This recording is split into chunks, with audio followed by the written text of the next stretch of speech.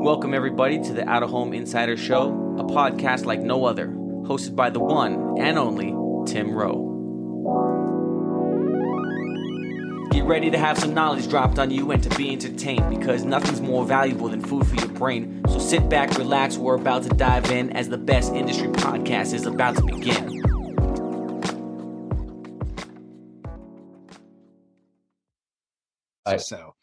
So totally. Well, so speaking of life in the real world, that's like your business. How'd you get into this crazy game called Out of Home?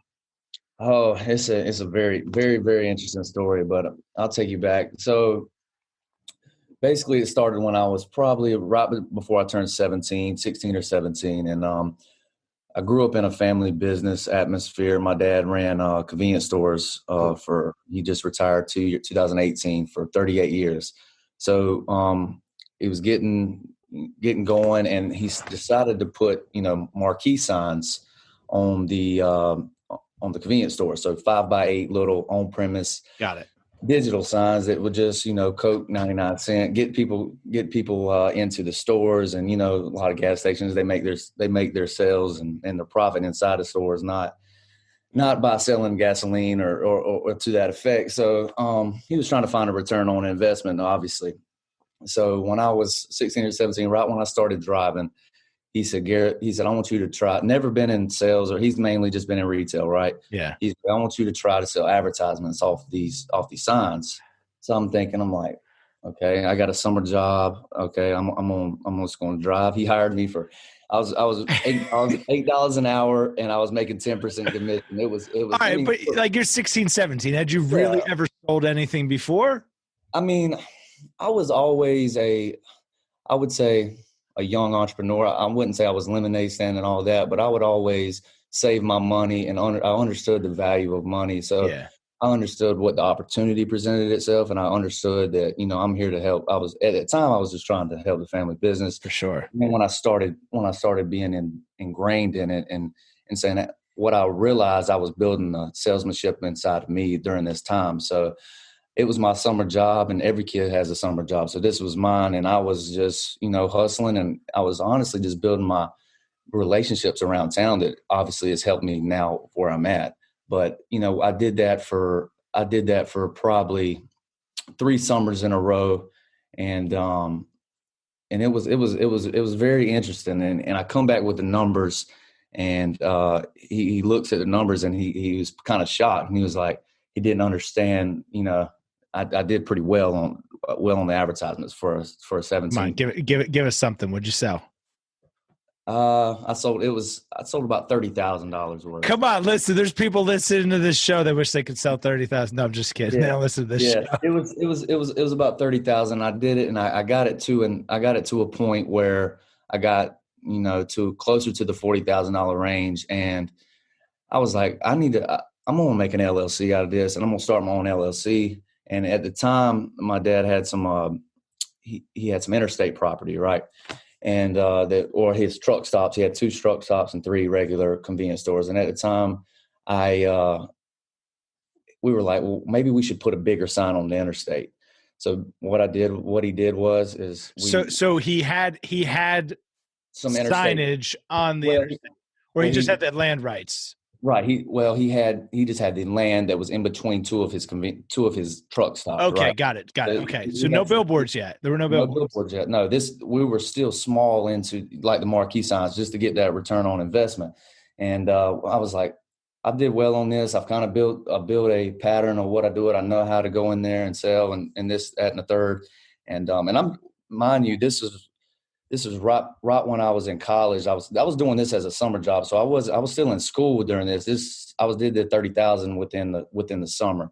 Wow. Okay, so I mean those are real numbers. And who were you primarily selling to? Like just other small businesses? Local businesses, and we kind of set up a model that I still model it off of today of the every minute rotation. Most at the time I didn't know I didn't know what industry I was in because I was so young. But then as I've learned over the years, we set up this model of an every minute rotation and an every other minute rotation. And that's how the crux of my business and how I sold it to smaller businesses. So it would be, one of my first clients was a credit union, which has been very, very supportive of me throughout my transition and innovation of out of home. But it would be, anywhere from, a carpet place to a heating and air place to an insurance place, just a small, how small town, mainly, regular small businesses is what I really tailored it to. And I would just try to sell longevity of the contract so that while I was in school, I didn't have to revisit it. I would just revisit them, every 3 or 4 months.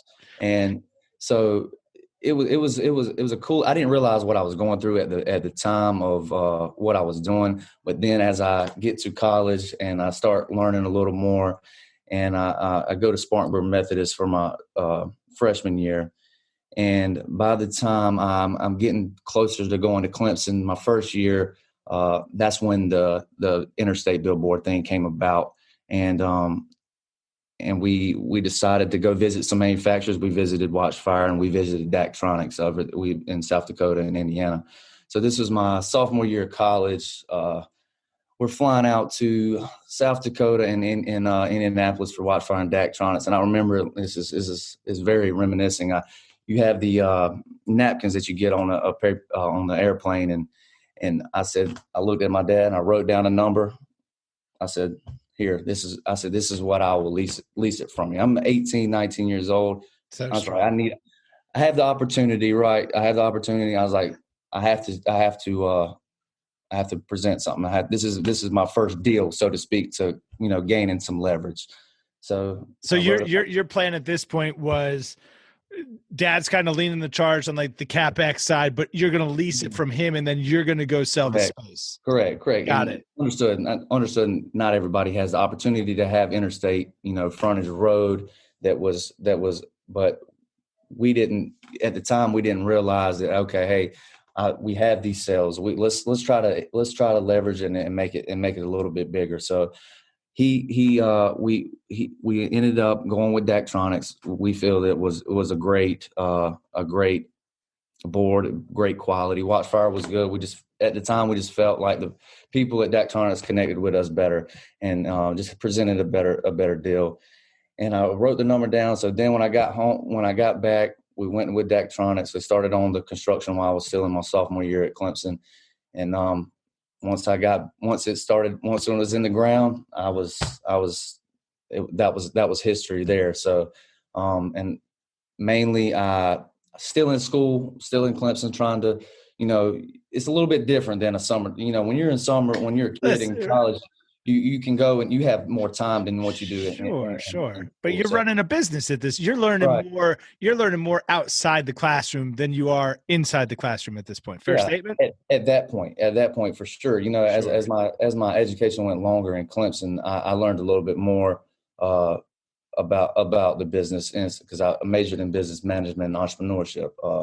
But that kind of led me into entrepreneurship was, starting the business, and I emphasized it in college. So yeah, for sure. I was learning more, and I've been learning since I was stocking, making ice bags for my dad's convenience store and stocking coolers. I learned about business from a young age and just understood what work ethic meant. And, and a job worth doing is worth doing right. So when you have an opportunity, you have to capitalize on that opportunity of a lifetime, because that lifetime of that opportunity might not be, it might be a year, it might be 10 years, or it might be 3 months. You don't know. And so I learned that in a very young age. And so when I was in Clemson, I was trying to figure out how I'm going to do both. I was trying to understand how I'm going to do both. And basically I just try to do sales calls, just cold calling on the phone and to that, and working to get into the agencies. That's what I learned in the first year and a half, is the agencies are the power of trying to get the longevity contract, right? And then I would come back for the summer, and then it was hitting the ground running on that. And that's basically the crux of the story of how I got started in out of home from the marquee to an interstate board. It's a pretty natural progression, right? Yeah. So I was going to say, so now, like, you're not just selling signs at gas stations and one billboard on the side of the road. You talked, about learning the business of entrepreneurship, which is more than just selling one asset, right? It's selling things together as a product or service. For folks that maybe don't know you, like, describe what it is that you're packing, because one, your content game is tight, which I want to talk about, but I'd love to learn more about what it is that, because you're in a pretty unique market. Like you're kind of Charlotte, but you're not quite Charlotte. You're in South Carolina, but you've got premium stuff. Maybe just give the audience, some scope of what it is that you have. Yes, right now, as far as the gas station signs now, well, we do not do them anymore, but we did from being innovative and realizing that, we had to figure out a pivot area. And I decided, I had this idea going into the education. When I was a sophomore, a junior, my last semester junior year at Clemson, I had a resource allocation class about, it was an entrepreneurship class of creating a business and coming up, how will you allocate the resources and what will it take to last that business? And I had this idea. I've seen it in Vegas, and I've seen it in other places, but I didn't see it where we were at in the Carolinas. That is a growing market, and it was a mobile digital billboard. And at the time, I didn't realize that I was going to manufacture it or get it manufactured and have the actual truck. I was trying to take the mobile, delivery services like Uber or ride sharing services like Uber or Lyft or Postmates or things like that, and somehow connect that to out of home. And I knew that was a big thing. I was like, if I can connect these two, I could figure out we can make a very unique product. And we're still working on that. But I decided in that year, this is what I was going to do. So I started game planning, and it was about an 18-month process where, and it happened right when I graduated. The pandemic hit. I got back to my home and hang on, because I think this is important. How old are you? I just turned 24. All right, hot damn, man. I think like that's when you just said I graduated, then the pandemic. So this is everything that we're looking at here is the last 6 to 7 years. Yeah. Or yeah. Total. But what you're standing up is right the last one, and you picked a hell of a time to do it. What's something that 2020 taught you that you never could have planned for? Perspective is probably the biggest word that I said that on my podcast as well, or just launched the podcast, but perspective for me was probably the biggest word, just because of not only in business, perspective of not getting too comfortable of where you're at. And then just because you have something going now doesn't mean it's always going to be there. And perspective of what is going on in the world. And, at a young age, you need to have more perspective, because that can alter your way of dealing with things. It makes up for experience. Especially in the world we live in now, because things are so black and white and binary.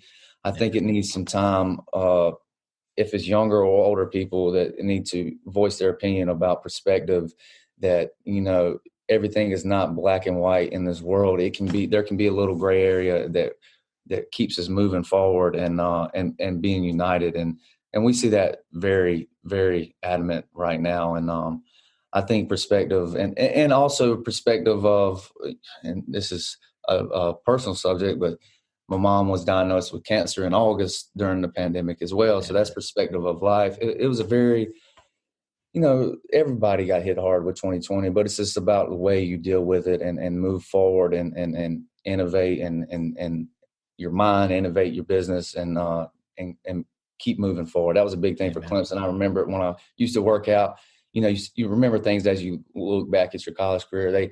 They had move forward was one of their big thing. And that's always the thing you have to do, especially in business world, is you got to move forward and keep a good mindset, because everything is not as it seems, and you just need to be positive and have a good perspective of life. Amen. Well, our thoughts are certainly with you and with your family as y'all work through that. Talk to me for a second as we pull into the station here about the content play. Like, there's some folks doing content, but like you do it really well and at a high level. Where do you see the value as an outdoor company? right? Where do you see the value for yourself in the content play? You got the podcast. You guys just do super killer stuff in terms of showcasing your inventory and client work. Like, how important is content to your strategy at Crenshaw? I think it's the crux of it, Tim. I think content is the only way to. So it's the only way to right now. I guess if we want to talk about just the pandemic years, it's the only way to get it out there. You know, you have to have consistent content and being and distinguishing it between quantity and quality. My thing is sometimes I get caught up in the quality of it and trying to make it perfect. But the thing is, I think the game now is just being consistent and routine with the content, and your niche and to keep being consistent with the content. And that's across all platforms. And there's things that set up now that you can, when you post to one, it can post to all. Not necessarily I would do that for every piece of content, because I think some things are like LinkedIn is that I need to work on is more written. Like I feel like you do a great written piece on LinkedIn. Thank you. Some things on Instagram maybe it's not as written, and then audio for podcasts. It's just about being tailored to and it's a learning experience.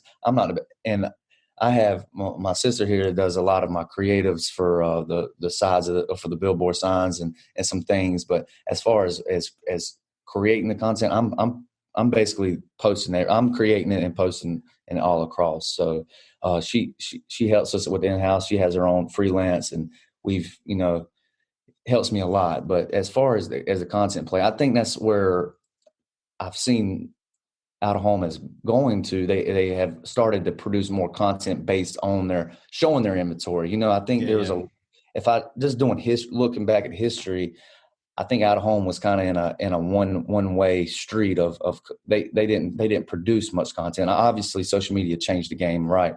But there wasn't much drone photography or active.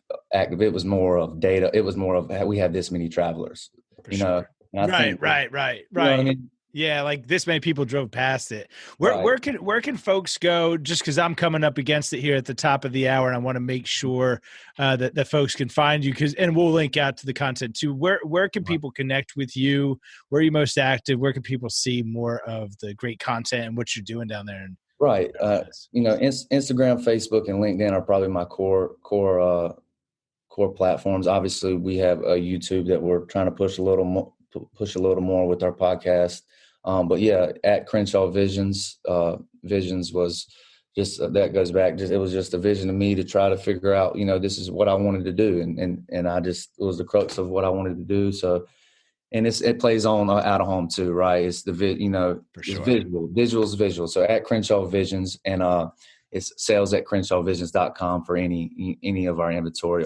We have an I-77 interstate digital billboard that's in between Columbia and Charlotte. It's actually the only digital billboard that is in between Charlotte and Columbia, from Carowinds down to Columbia. So it's important to know.